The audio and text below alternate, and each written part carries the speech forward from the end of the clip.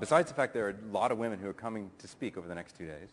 And I tried to get Mary to speak today, but she's still preparing her 75 slides for 10 minutes tomorrow, is Brad Rencher, the SVP and General Manager of the Omniture business unit. Now, Omniture is the company that tracks all the data about what happens on the page, on the web page or the mobile page. So they have a ton of data, and he's going to talk about harnessing that data to drive your business. So please welcome Brad Rencher.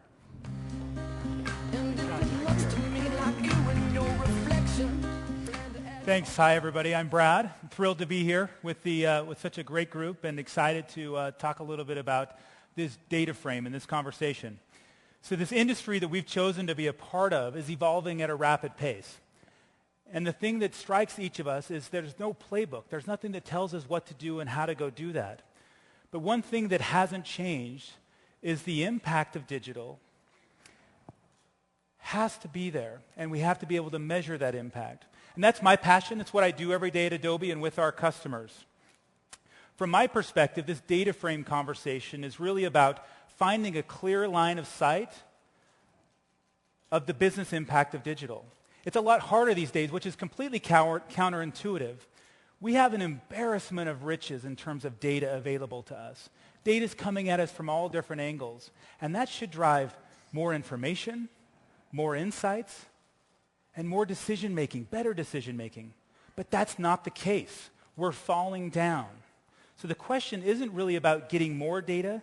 It's trying to figure out what really matters. As I talk to digital business leaders and marketers worldwide, I ask, what does it mean for business? Are we talking about a digital marketing strategy or a digital business strategy? Because they're different. A digital business strategy will tie together all the metrics that we know and love in and around digital, and it ties it up into what is the impact truly that it's driving for the business. I want to talk today about 3 simple rules for digital business and tell a few stories in and around these rules that will help us. These rules hone in on social, mobile, and data analytics, and ultimately business impact. The first rule is around social. Newt Gingrich and Twitter. Newt had a campaign to get more Twitter followers. He and his team set out, and they drove more and more Twitter followers to Newt's page. He got 1.3 million Twitter followers. And you see his quote here. He's pretty proud of it. The problem was, on second look, only 8% of those Twitter followers were verifiable human. The rest were bots. So again, you get into, if you apply data analytics against Newt's Twitter followers, what type of impact do you have? There is no impact there. Which leads me to my first rule. You can't buy friends. It's just like high school. You can give away free stuff to drive some Twitter followers and likes, but the question is, what does that mean for your business? MTV knows this. They knew that the Video Music Awards were going to be big, and they asked us to step in and help them measure the business impact of this event. On the night of the VMAs, they set an all-time Twitter record of 8,800 tweets per second. When did that happen? It happened when Beyonce showed her baby bump, and Bruno Mars did his tribute to Amy Winehouse. I'm not sure what that says about us as a society, that sets the all-time Twitter record, but it happened at the VMAs. And that night, there was about 10 million tweets in total that happened in the course from the beginning of the VMAs to the end. And for MTV, really for them, business success is driving engagement to their digital properties. And as they monitored the hashtags and the personalities that were tweeting and calling out during the event, they saw a surprise pattern in the data.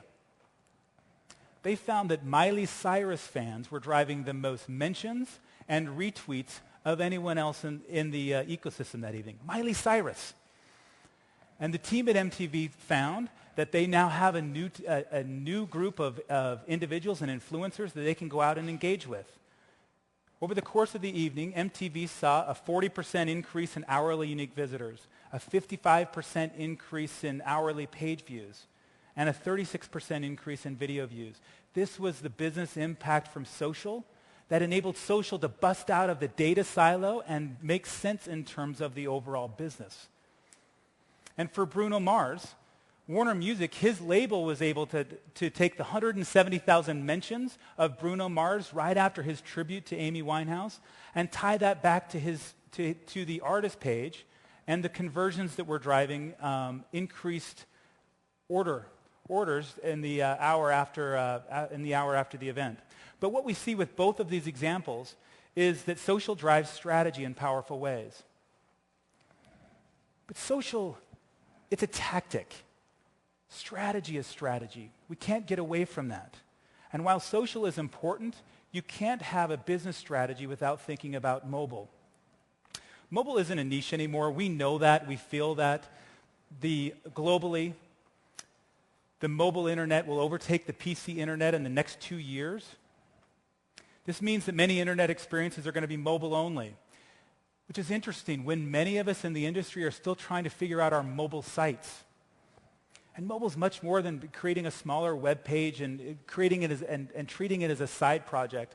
It really is about how do businesses activate customers and how do customers activate brands. Here's a mobile story that really inspired me. I'm a skier and a data junkie, so this one really resonated for me. Vail Resorts, which includes Vail, Breckenridge, Beaver Creek in Colorado, took the mobile-first approach to creating an entire new experience for their users on their property. It's called Epic Mix. And what Epic Mix is you buy a lift ticket. The lift ticket comes with an RFID chip in the lift ticket.